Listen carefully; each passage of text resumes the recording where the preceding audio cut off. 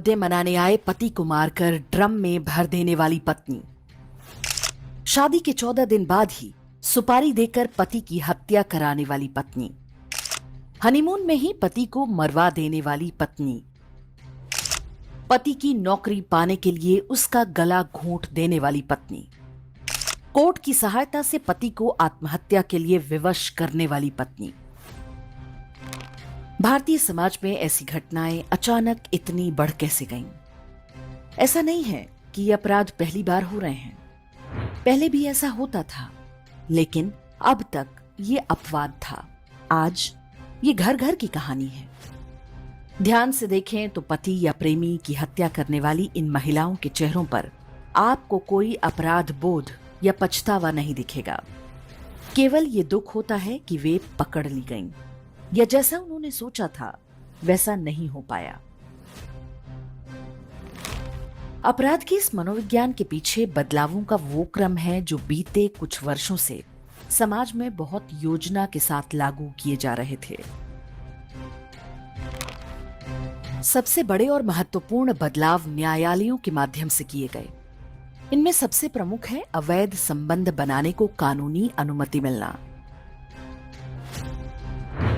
वर्ष 2018 में supreme court ने धारा 497 को असंवैधानिक ठहरा दिया। इस धारा के अंतर्गत एक विवाहित स्त्री का पति के अतिरिक्त किसी अन्य पुरुष से शारीरिक संबंध बनाना अर्थात एडल्ट्री गैर कानूनी था। कानून में महिला को नहीं बल्कि उस पुरुष को दंडित किया जाता था जिसने अवैध संबंध बनाए। इटली में रहने वाले भारतीय मूल के एक ईसाई जोसेफ शाइन ने अपने वकील के माध्यम से याचिका डालकर धारा 497 को चुनौती दी। सुप्रीम कोर्ट की संवैधानिक पीठ ने इसके आधार पर धारा 497 को पूरी तरह समाप्त कर दिया। हालांकि एडल्ट्री को तलाक के लिए आधार के रूप में बनाए रखा। सर्वोच्च न्यायालय के इस एक निर्णय के बाद तो मानो फ्लड गेट ही खुल गया। अदालतों ने ऐसे निर्णय सुनाने आरंभ किए जो भारतीय समाज के लिए कल्पना से भी परे थे। पंजाब और हरियाणा हाईकोर्ट ने कहा कि कोई महिला अपने पति की हत्या कर दे तो भी वो उसकी पेंशन की हकदार होगी। दिल्ली, पटना समेत कई उच्च न्यायालयों ने निर्णय दिया कि यदि कोई महिला कभी कभार अवैध संबंध बनाती है तो उसके आधार पर पति तलाक नहीं मांग सकता, लेकिन उसे पत्नी को गुजारा भत्ता यानी मेंटेनेंस देना पड़ेगा। मध्य प्रदेश हाईकोर्ट ने एक कदम आगे बढ़ते हुए कहा कि कोई महिला चाहे अपने पति के साथ क्रूरता या कभी कभार अन्य पुरुषों के साथ रिश्ते बनाए तो ये कोई अपराध नहीं, पति को उसे मेंटेनेंस देना ही पड़ेगा। पंजाब हरियाणा हाईकोर्ट ने एक विकलांग व्यक्ति को आदेश दिया कि तलाक के बदले वो अपनी पत्नी को 25 लाख रुपए दे, जबकि ये सिद्ध हो चुका था कि पत्नी उसे बुरी तरह मारा पीटा करती थी। बॉम्बे हाईकोर्ट ने आदेश दिया कि पति भिखारी या अपंग ही क्यों ना हो, उसे पत्नी को गुजारा भत्ता देना ही होगा। मध्य प्रदेश हाईकोर्ट ने लिव इन रिलेशनशिप में भी लड़के के लिए मेंटेनेंस देना जरूरी कर दिया। कई सारे लोगों के साथ में ऐसा हो रहा है कि वो उनको कुछ भी करने का मन नहीं कर रहा, सब कुछ उनको बेकार सा लगते जा रहा है। पहले जो चीजें खुशी देती थी अब उनमें जरूरी कर दिया। सुप्रीम कोर्ट ने आदेश दिया कि यदि पत्नी किसी और के बच्चे को जन्म देती है तो भी पति उसका डीएनए टेस्ट नहीं करा सकता, लेकिन पति को उस अवैध बच्चे का पालन पोषण करना होगा और अपनी संपत्ति में अधिकार भी देना होगा। कुल मिलाकर न्यायपालिका ने महिलाओं को जब चाहे विवाह के बाहर अवैध संबंध बनाने की छूट दे दी। ऐसा करते वे यदि पकड़ी जाएं और तलाक की नौबत आ जाए तब भी पति की संपत्ति और गुजारा भत्ते पर उनका अधिकार बना रहेगा। इन निर्णयों ने आपराधिक मानसिकता वाले परिवारों और महिलाओं को खुली कानूनी छूट दे दी। उन्होंने इसे ब्लैकमेल करने का हथियार बना लिया। धारा 497 हटाकर अवैध संबंधों की छूट देने के सुप्रीम कोर्ट के निर्णय के साथ ही अचानक ऐसे टीवी सीरियल्स, फिल्म्स और वेब सीरीज की बाढ़ आ गई जिनमें महिला को अपने पति या प्रेमी की हत्या करते या उस पर हिंसा करते दिखाया जाने लगा। इन सभी में पुरुष को ही खलनायक और महिला को पीड़ित के रूप में दिखाया जाने लगा।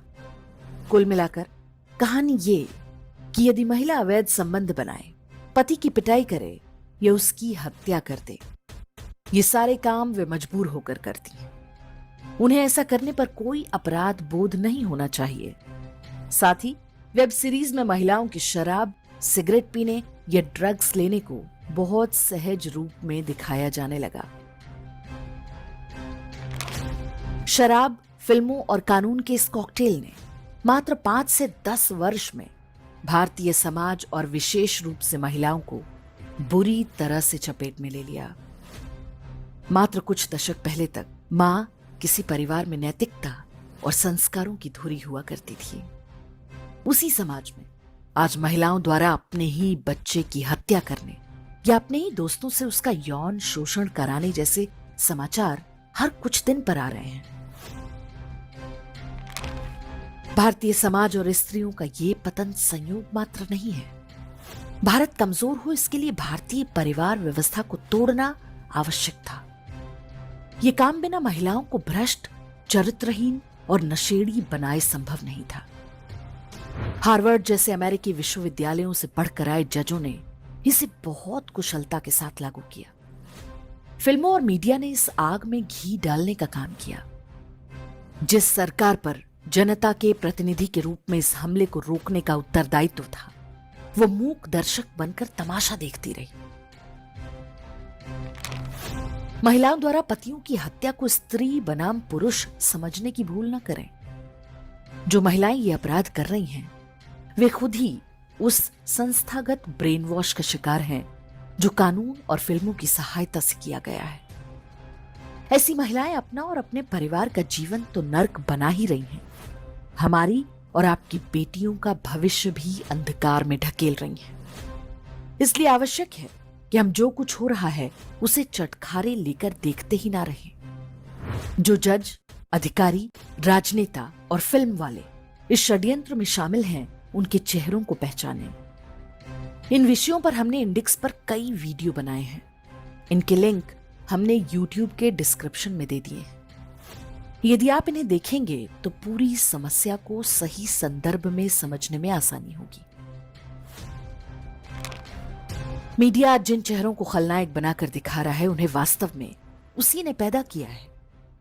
फिल्मों ने उन्हें अपराध के लिए उकसाया है और नेताओं और न्यायपालिका ने कानूनी हथियार देकर अपराधी बनाया है।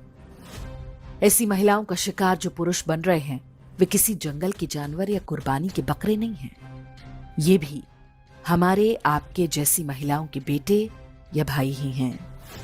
ऐसे में हम और आप क्या कर सकते हैं? फेमिनिज्म की आड़ में न्यायपालिका के आदेशों का खुलकर विरोध करें, उनके विरोध में बोलें और लिखें। अवैध संबंध या अडल्ट्री की छूट देने वाले सुप्रीम कोर्ट के निर्णय पर पुनर्विचार की मांग करें। महिला सुरक्षा की आड़ में बनाए गए 498A और घरेलू हिंसा कानूनों को जेंडर न्यूट्रल बनाने की मांग करें। फिल्मों, सीरियल्स और वेब सीरीज के माध्यम से परिवार तोड़ने और नशाखोरी को बढ़ावा देने वाले कंटेंट पर रोक की मांग करें। स्कूली पाठ्यक्रम में नैतिक शिक्षा और सदाचार को दोबारा जोड़ा जाए।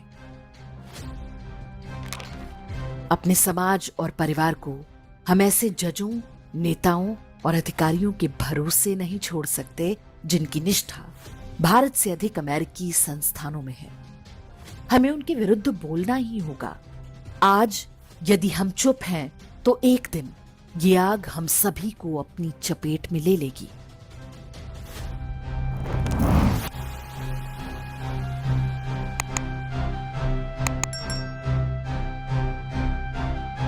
इंडेक्स ऑनलाइन के वीडियो समाज को समर्पित हैं। आप इनको डाउनलोड करके जैसे चाहे वैसे प्रयोग कर सकते हैं। चाहे तो आप हमारे टेलीग्राम चैनल से जुड़ सकते हैं।